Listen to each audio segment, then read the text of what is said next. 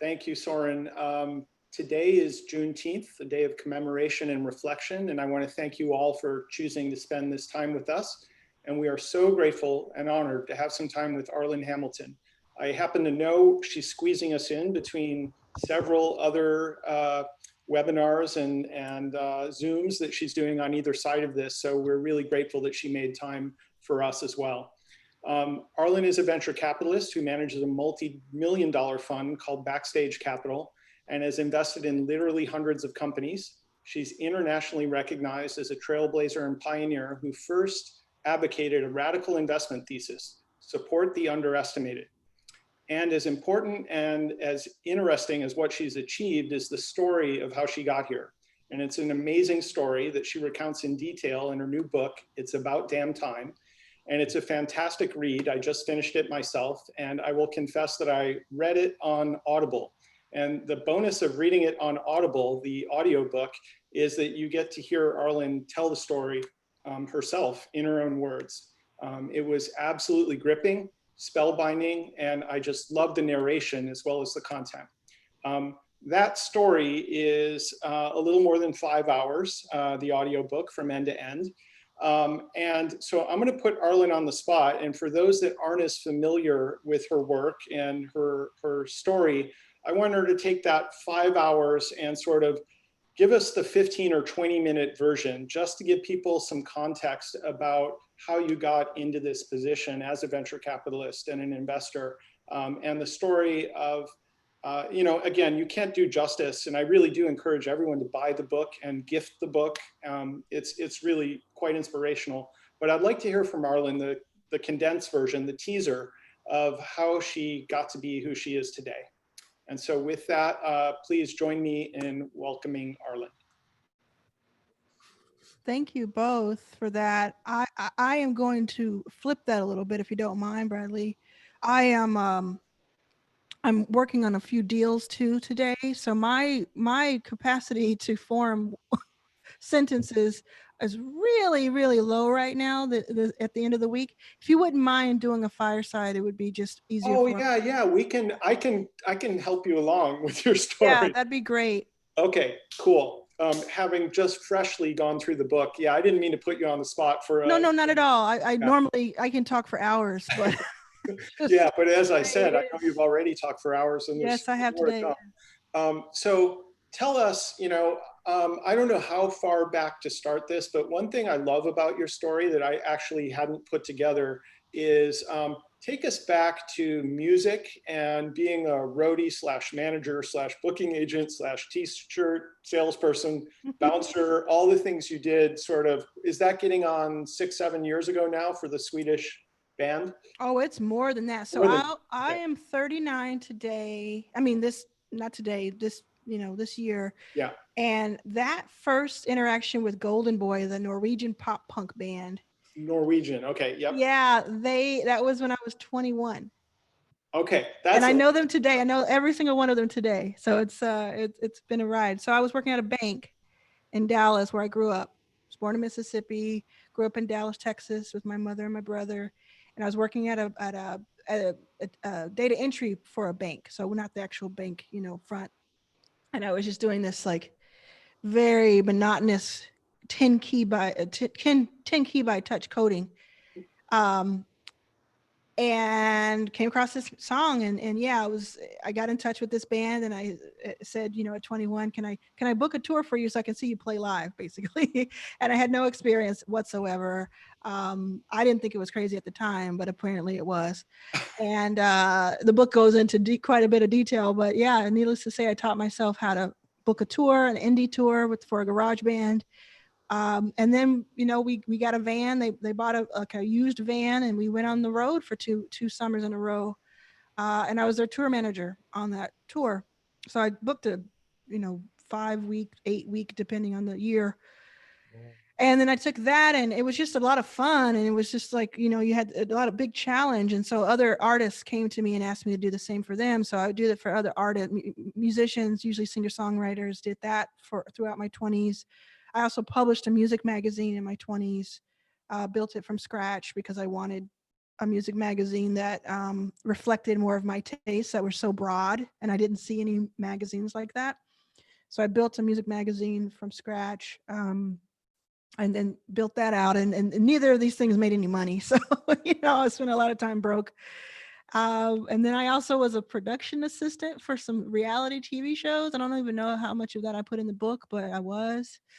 Um, and then around 30, I said, I really want to step it up and I want to go back to the live music and work in live music, but on arena level size tours if I can. Maybe House of Blues, work my way up to arena level. And that's what I did. I spent several years building that up as well.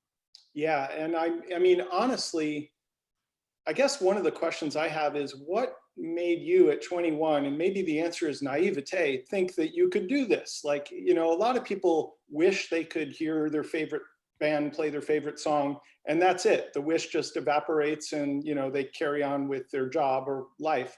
But somehow something in you took root and you basically said, I can actually manifest this in my world. How does that happen? Yeah, it was a little bit of innocence in thinking it, but it's also I've always been I came to understand when I discovered Silicon Valley that I've just always been this moonshot thinker. And it felt so odd to most people around me, and it felt so risky, and they were so scared for me and all of that, except for my mom, who was like, I want to see you fly. Let's see what you do. Um, so I always had that feedback. I always remember, people even looking at me like, are you sure you want to do that thing that you just said that came out of your mouth? Yeah. And I'm thinking, personally, well, someone has done it, so that means that I can, right?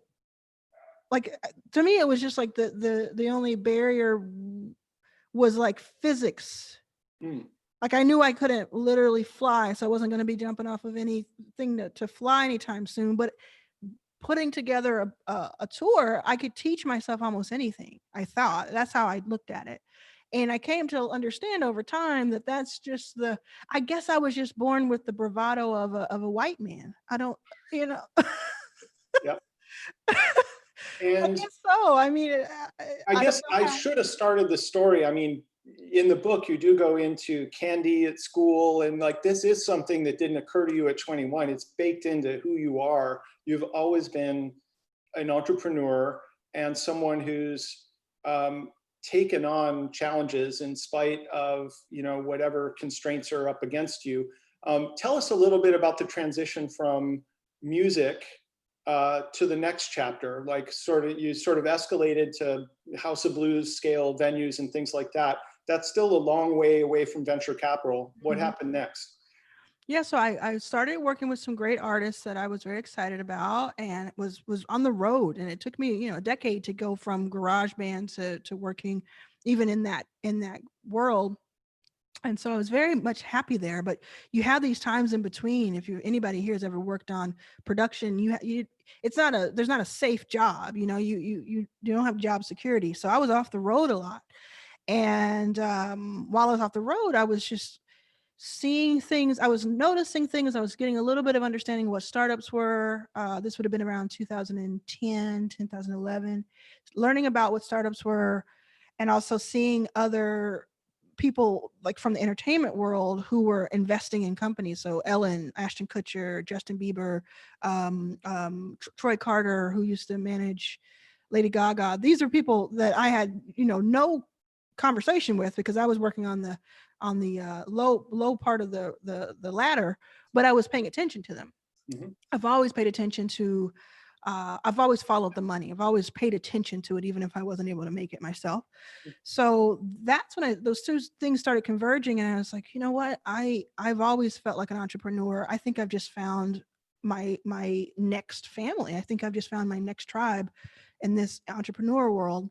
So I got very excited about that. Started doing research, and it was in that research where I found out things like 90% of funding was at the time going to white men, and in a country where they make up a third of the country. So it didn't make sense to me on a logical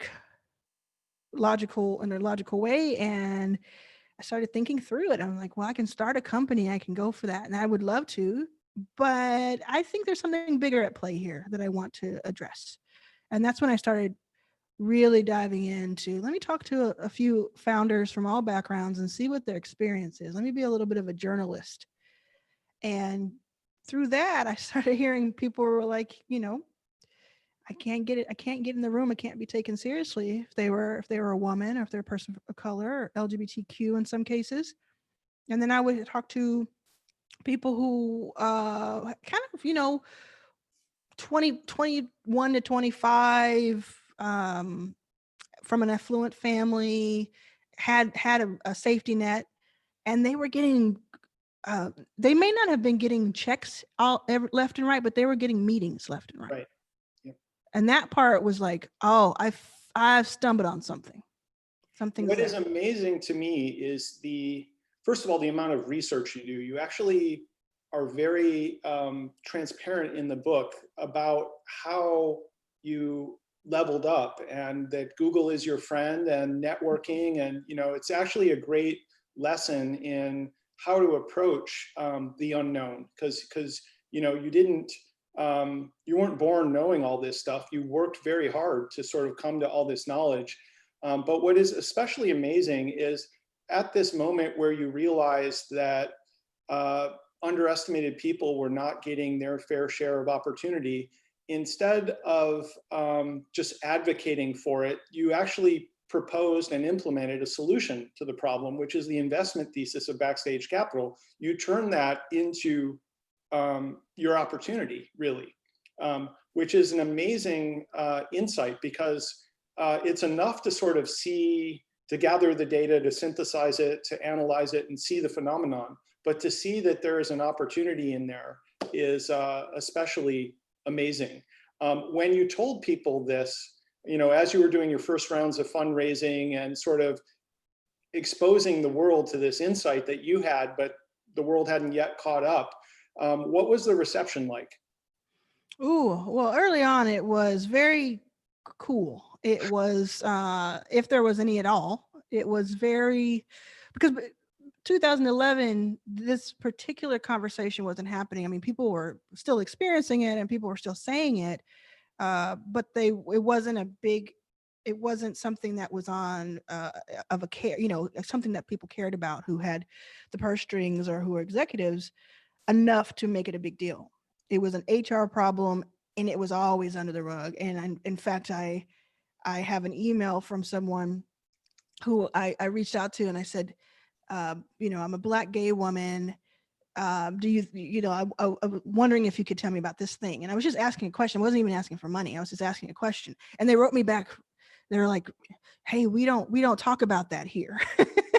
This is a white man. He was like, we don't talk about that here. I sure wouldn't lead with it. And I was like, well, that's easy for you to say. I lead with it by waking up like this, so this is what I'm going to lead with. So it was very hushed tones. And then once I could get people on the line, those first few years, it was mostly, if I could get them on the line and they were being kind, they would say, well, that's a great kind of nonprofit thing you should do. Good luck to you. Let me know when you've put the nonprofit together, and I'll put something in. There was never a, wow, you're right, that is a really interesting business case, because people are being overlooked in droves and not taken seriously, and stands to reason that there's a lot of talent that's being overlooked. Yeah. Very little of that. Very little. Some, but very little. Yeah.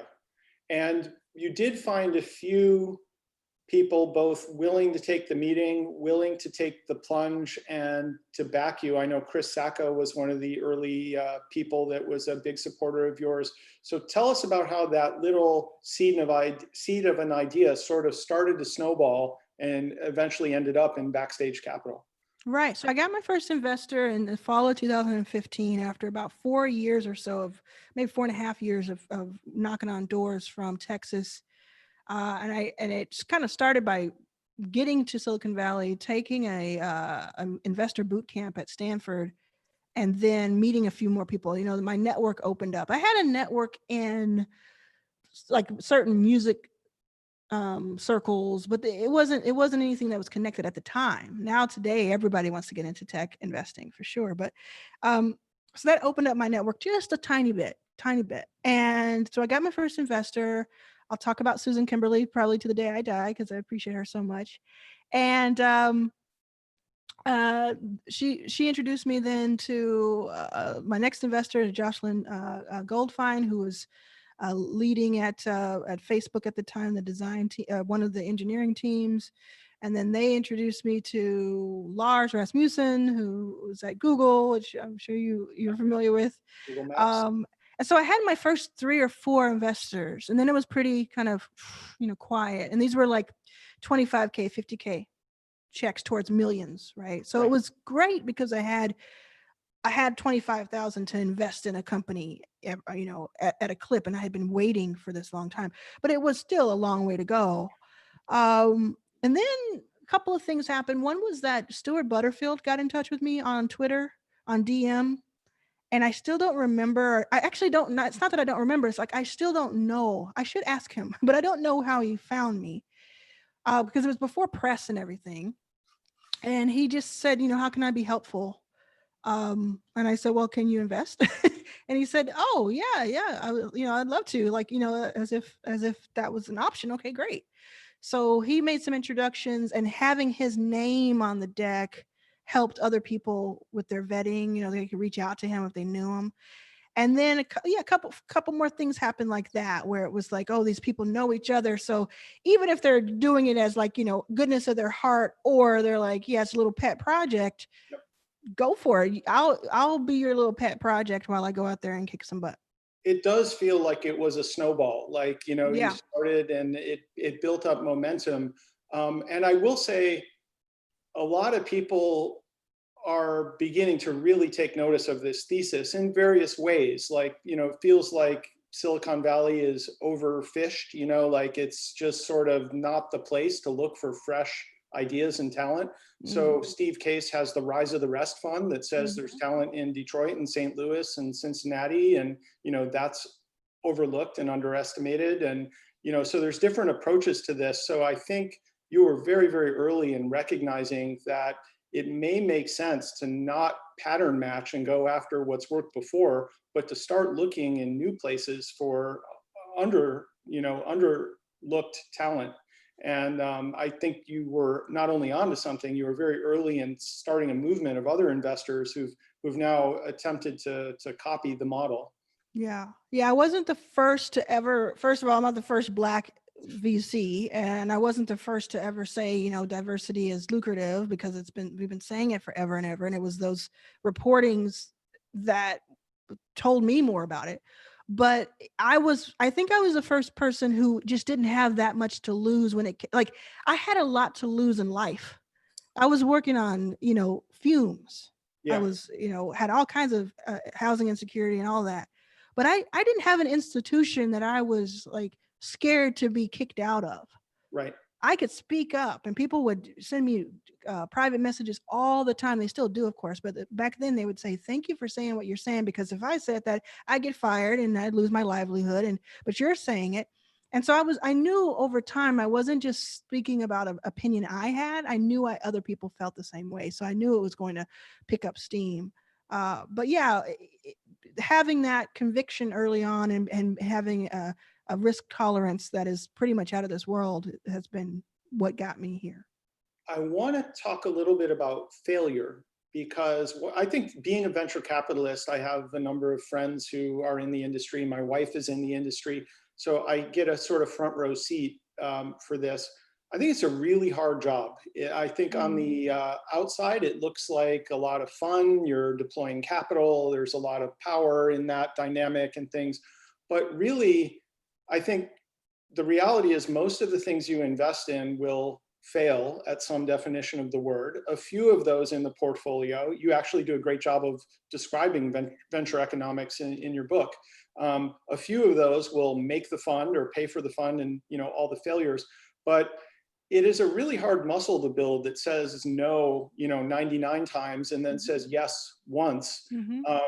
And also understanding that most of the companies in your portfolio will fail at some definition of the word, and I want to actually talk about that definition of that word. What is your approach toward failure, towards, helping these entrepreneurs, everyone who has a dream like yours that they want to see realized? What does it feel like to be in the flow of that, making people's dreams come true and also confronting them and helping them when they don't?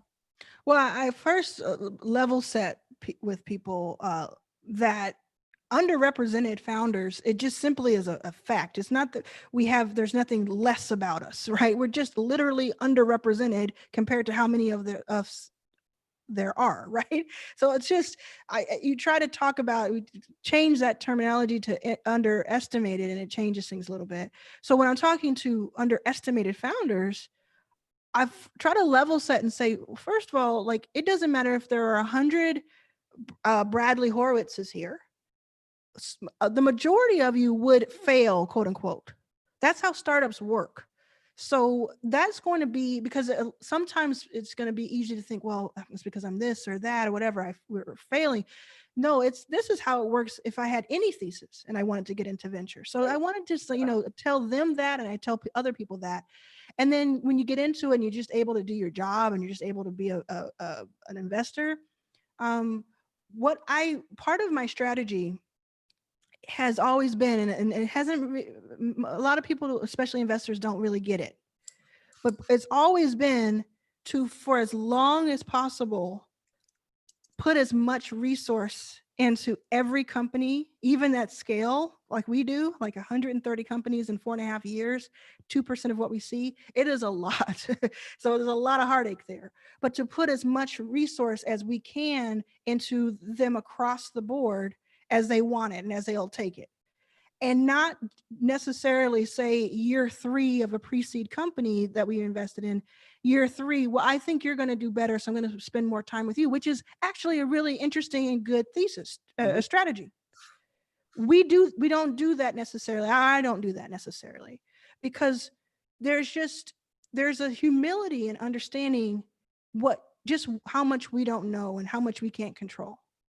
So something that may not look great on paper, something that looks like it's having a hard time and it may not make it through, for you to just kind of, bail out of that, or for me to bail out of that before that founder has called it, to me is a mistake. And so many times that has worked out. Things that had looked so good on paper, they're not in business anymore. But things that were so odd and you had to tilt your head a little bit to get it, where it was instinct and it was me pattern matching for myself, things are really hopping.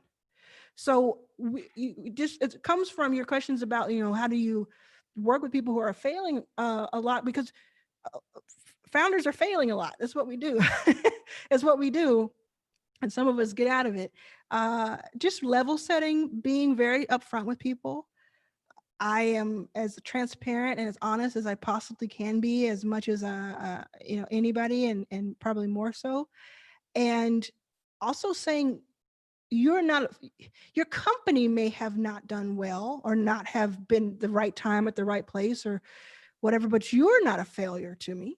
Wow. Let's talk about what else you have in mind. We're going to optimize for you to win here, but let's talk about what else you have in mind if you don't.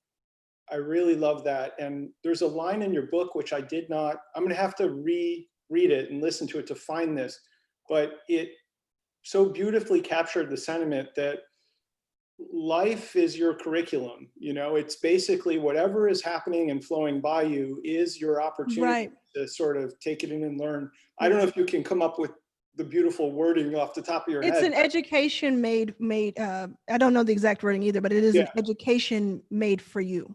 It's such a beautiful relationship to whatever's unfolding, whether it's success or failure or, life's lessons. I really related to that. You mentioned Stuart, and, the backstory to the success of Slack were 5 years of him trying to build the video game Glitch, that he pivoted into that. And so he got to enjoy being a failure for many years before he was an overnight success. And we can understand how. So again, if I'm trying to put the Iron Man suit on so many underrepresented founders, if you think about it, and Stuart is going to be one of the first people to say this, he was able to not only fail or to have failure, but he was able to have failure and then somebody come back and say, I'm going to re-up you. Yeah. I'm going to re-up you. I'm going to re-up you, so that he could do that. Aaron Levy says that too, Levy says it all the time.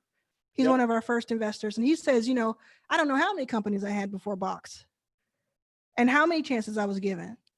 And that part of that is part of this, this thesis too, is we are not optimizing for people to fail. Well, we're certainly not going to say you're one and done. Yep. That's beautiful. We're going to turn it over to questions. Actually, there's quite a few on the chat now, so I want people to start thinking about what questions they'd like to ask Arlan. One thing I thought was really special is, you know, this really is a beautiful story of your own journey from having this ambition and inspiration that you can do that you deserve to do this, and that you should be a venture capitalist, which I think is now evidenced in what you've created. But what else is beautiful is you also say your goal is to put yourself out of business, and to sort of change the industry. I'd like to hear more about that. Like how's that going, and where do you think you are on that journey, and what makes you feel that that's an achievable goal? When I say that, I mean, I want to make myself obsolete. I want to make Backstage Capital the fund that is investing in Black and Brown founders, women founders, LGBTQ founders as underrepresented. I want that to no longer there no longer need to be a need for that, because we are no longer underrepresented. That's what I mean by that. I think it's very attainable. I wouldn't be doing this if I didn't think it was attainable. I will continue to invest and make loads and loads and loads of cash off of the founders that that we have met and worked with, and I'll do that until it's no longer fun. But I hope that the thesis of the fund no longer has to exist, at least for that underrepresentation. Of course, you'll never be perfectly. What is that? What the body does to get perfectly balanced? What is that term? I don't know. If you know, tell me. It's a very fundamental. Yes, homeostasis. Oh, homeostasis or yes, something. Thank like you. Okay, thank you. We'll never get that with everything being under, but going towards that, I think is interesting. And so, all of these moves I'm making, like the first 4.5 years were of getting no's, but still moving forward. That was really important. It was a really important part of this.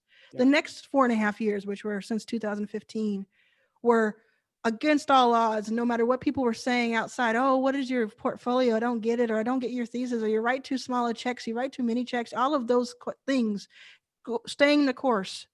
What happens is, that's phase one, and then that's phase two. And now we're going into phase three, where last Thursday, one of our companies announced a $9.5 million Series A. It took them longer to get there than it would have taken someone else. I guarantee you that, based on what they do. Yeah. But it's there. And we were early investor. We have another announcement that's coming out. That's another Series A. I believe it's an A, or if not a B. In 2019, we had $250,000. We were able to figure out that $250,000 had been raised by our portfolio over a certain amount of time, and 500 jobs created in that same amount of time, and all of that. And then what you're going to have, so you're going to have this next phase that's going to be a lot of the fruits of that labor, and things are going to start. People who called me crazy are going to just be calling me genius, And then you're going to have another one where it's like, oh, she's here again. Like, that's old news because they do so well. I don't know. She's one of the 1%. You were exceptional, and it can't be replicated. Right. But I'm saying is, like, we're going to make ourselves obsolete where we're the underdog. Mm-hmm. We're going to become an institution that other people are going to try to disrupt me, and I look forward to that because I know it can happen. It's coming. This, feel free to not answer this. I don't want to put you on the spot. You have hundreds of companies you've invested in. Can you highlight a couple that you think are good illustrations of the kinds of things they're doing? Just, call out a couple of your favorites. They don't have to be wildly successful economically yet, but just, in We terms of, have plenty of wildly successful ones I can talk about. yeah, I whatever want to you give like. you a couple of anecdotes that speak to anybody who's questioning, like, why does it have to be a fund for just this group of people? Why can't you just have a lens and you have an open mind and just fund everyone? So, and this early too. I'll give you an example. One example is there is a Black man who, I won't go too detailed on it because we're going to be working with him on something, but he has an invention that he created that's just, it's so high tech that Mark Andreessen told me it was over his head and he had to get someone else on his team to come in and talk about it. Okay. 2017. We were the second fund to invest in him, but at the same round, like just days later. And then we worked with him to get funding from another fund, and then that led to others. Raised quite a bit of money now. Will most likely I'll say it like this: he has a better chance than most people I know of being a unicorn within the next 5 years. Easy, maybe 3 years. When I met him, would not put his picture on his own website. He's the inventor, he's the CEO and the founder of this company. Would not put his picture on his own website because he knew that in the past it had stopped him from getting contracts. I met with him for 30 minutes with my colleague, Christy, and we went down to Palo Alto. And by the end of the conversation, we were in. It was no question. We did our diligence afterwards, of course, but we were in. And that sort of decision making and that sort of backing and sort of seeing past what he had to face so much rejection, even though he, I would say he probably would say he's a bit privileged himself, but he had to face still because he's a Black man in America. That sort of decision making and our positioning and our being there and not 100% understanding what he does, but knowing that story so well, yeah, it has put us in a position where we have allocation into a round that very few people have allocation into now, and on a valuation that is ridiculous. So anyway, that to me is a really interesting one. Another one is Curl Mix is a good example. I don't know. Curl Mix, I met them in 2017. That was a good year. 2017, it was at my first real speaking engagement. I don't know, Bradley, do you remember when I had like stage fright? Because we've known each other for a while. So long ago, but yeah, it was a long time ago. So three years ago, I had really bad stage fright. And I talk about it in the book. You do, and it's very vulnerable, and it's really helpful to all of us who share that. So thank you. Yeah. Oh, terrible stage fright. Just wouldn't get on a stage. You couldn't pay me to. You couldn't literally pay me to. I turned down like 50 offers in 2016. But 2017, I went out with some longer story. But I met this couple, Black couple from Chicago. I met the husband at the time after this speech or a fireside. And at the time, they were doing less than $10,000 monthly. It wasn't recurring. They were mixing hair products out of their kitchen. So all of those things don't ring out venture to anybody, I don't think.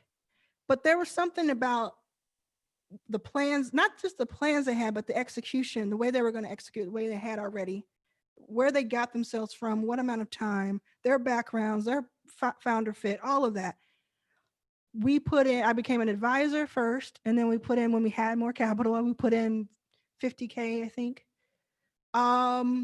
They had their first $1 million month, April of 2019, and they'll do 6 million or so top line, and it's probably way past that because that's the last time I heard it was probably in February or January. Amazing. And again, you just wouldn't have been able to get in a door, and they'll tell you that themselves. We were their first outside investment. Yep. Cool. Well, there's a lot of questions coming in on the chat, and we've got about 10-15 minutes left. So one very practical question that came about is, are there any Black-owned bookstores carrying the title? People that want an alternative to Amazon, how can they get your book? Yeah, I love that question. I saw it in the chat, and I'm gonna, you know, I even if you're just learning about me right now, what you probably figured out is that I shoot from the hip. My true answer to that is Google it, because I don't need to be the one who hands it to you on a silver platter. I appreciate you wanting the book, and I hope you do it, and I hope you support a Black bookseller when you do. But it is literally Black. You know, I'll give you that. You know, owner, and I'm sure somebody in the chat will put something there. I know my I mom is hope here; so. she might even put something there. Yeah. But on the website, there are multiple ways to get to it. I understand. I want to. We were supporting indie bookstores in general for a while as an alternative, and we should absolutely have something on our website that is Black owned. But for I the do time being, see Indie Bound. That's yeah, independent. IndieBound. We have all the indie stores, but I love the question, and I don't mean it to be rude. I mean, this is one of I'm giving you a little bit of a free advice because I get paid to say this to people about allyship. You know, uh, and it might have been a Black person who said it. I don't know, but that's one thing to do is you take one step further and not always ask. Because I have it right now on my phone. Unread messages from several white friends of mine who I love to death, and they're all asking me, "Is this okay? Is this okay? Is this post okay? Is this writing okay? Is it okay to ask this question?" I want to send them back a Venmo Yeah. link.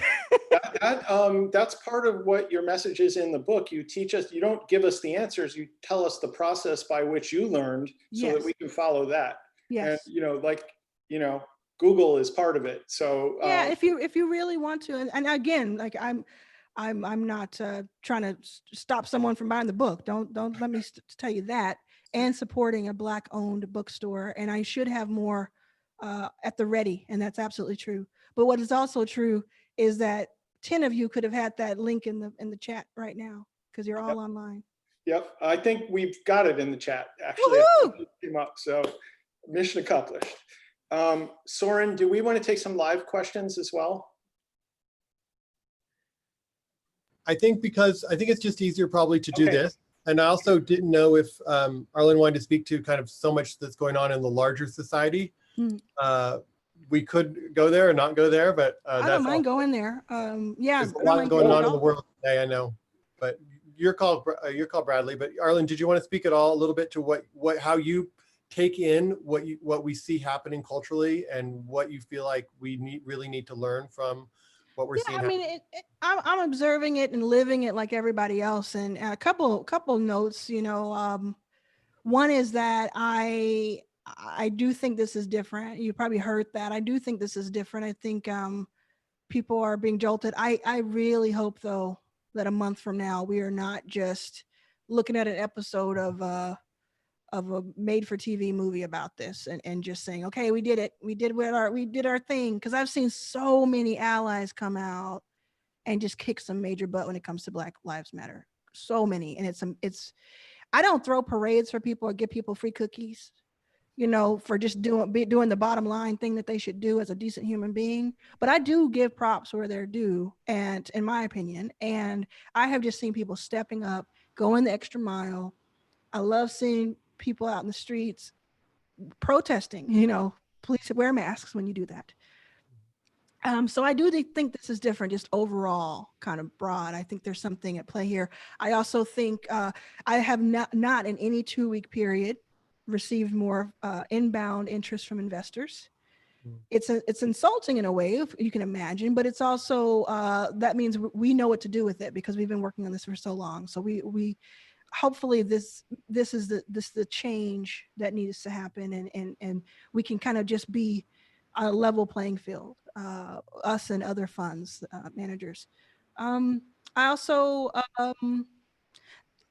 I posted this thing on Twitter a few days ago about well, I say in the book, forgiveness is a productivity hack, and I really mean that. And I talked about like not just forgiving. Someone mentioned this a few talks ago. Not just forgiving other people, but forgiving yourself.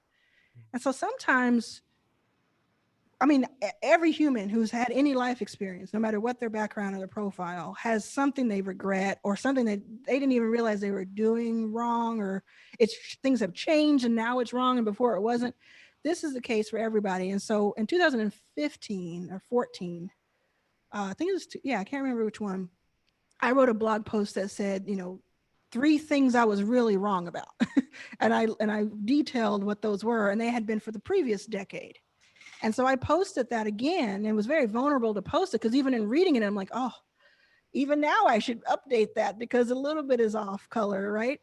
But I see a lot of people struggling because they're allies. This happens a lot with white women, especially, and I'm married to one, so I have a up and close conversation about that. People feel because maybe they're being called out, or because they feel guilty about something, maybe a way that they talk to a coworker, a way that they block something, or a way that they culturally, took from something in a way, how they speak or what something. And because they're ashamed, they don't want to even put themselves out there, or they don't, or they're getting, defensive, and they don't want to, it's getting worse because they're defensive about it. So I put that post up to show, like, we can all stand to say where we were wrong. And on the flip side of that,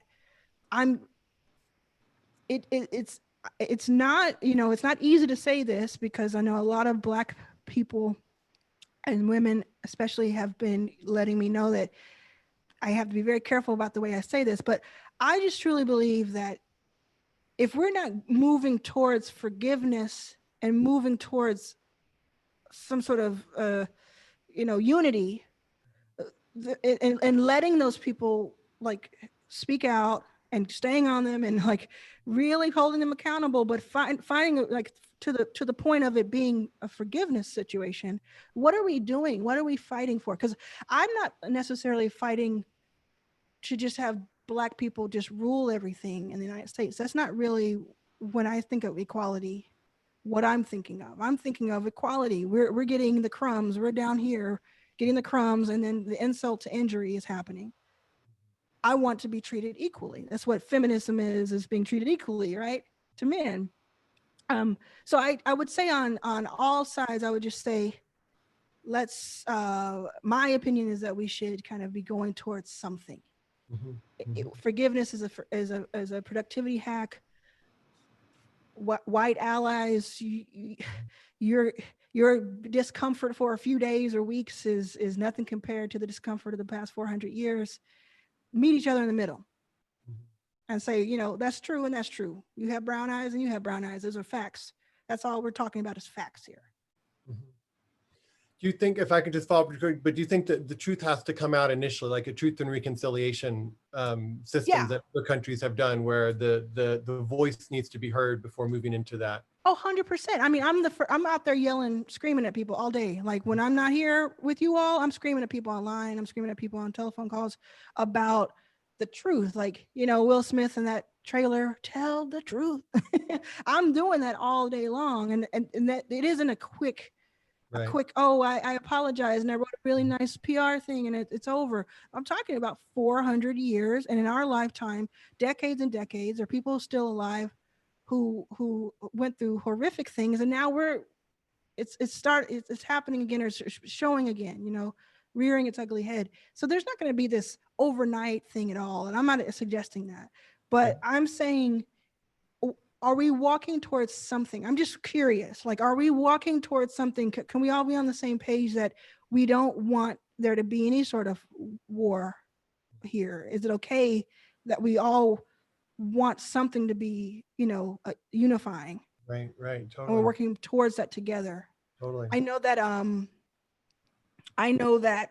it'll take a very long time, and we might not even see it in our lifetimes, but I hope that we start walking towards it.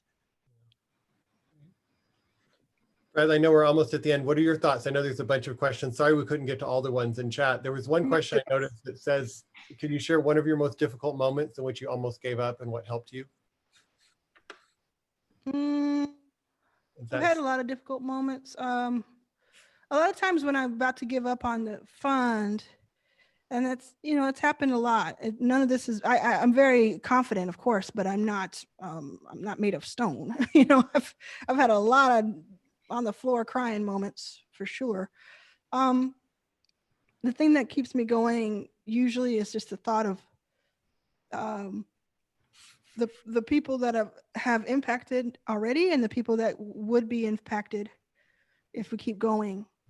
And it's just, it's imperative, you know, that we keep going. So I know that. And then when I'm not physically exhausted, there is a great, the payoff is already here. We've already won, in my opinion, already won. The rest of it is just, it's just, you know, catalyzing and building on top of that as we do. All right, those are beautiful words to end on. Just to share a couple things that are coming up in the chat. I hope you get a chance to look at this later. Preach, you have such a beautiful soul, dropping gems. Right on, sister. You know, I think you should know you're talking to a couple hundred people now, and certainly many more that will see this on demand on YouTube. Yeah. That is a community of people who respect you and admire the accomplishments you have, but are much more moved by the journey that you had to get there and the lessons that are there for us in that.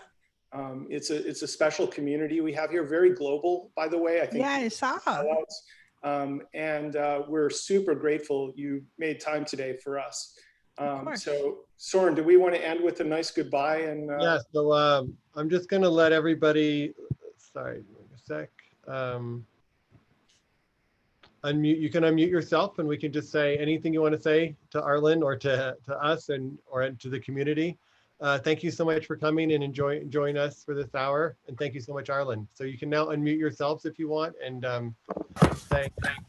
Thank you, Arlan. Great. Thank Thank you, Arlan. Thank you, Arlan. That was awesome. Thank you for giving us your time. Thank you so much. Success. Thank you. Awesome. Thank you. you. You're the bomb. Thank you. Enjoyed it immensely. Thank you. Thank you. Thank Thank you. you. Thank you. Really good. Thank you. Thank you. Thank you. Thank you. Thank you. Thank you. Thank you. Thank you. Okay. Hello. Thank you. Bye. Thank you. Thank